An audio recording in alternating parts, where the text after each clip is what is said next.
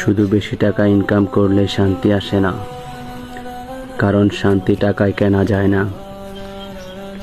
Income যত টাকাই হোক, সত্যিকারই প্রশান্তি আসে মন থেকে, যেখানে লোভ নেই, হিংসে নেই, আছে একটি সহজ সরল ভালো থাকা। দেখুন এই ঠেলাগাড়ি চালক মানুষটাকে, তার মুখে ক্লান্তি আছে কিন্তু চোখে শান্তি। তবুও সকালবেলা সূর্য উঠলে সে হাসে।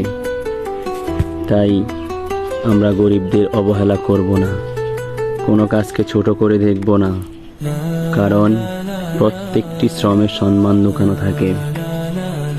ভালো মানুষ হওয়া কঠিন কিছু না, শুধু অন্যকে সম্মান করতে জানতে হয়, ভালোবাসা দিতে জানতে হয়, স্নেহ দিয়ে মানুষকে জয় করতে জানতে হয়। এটাই আসল বড় হওয়া, এটাই মনুষ্যত্ব।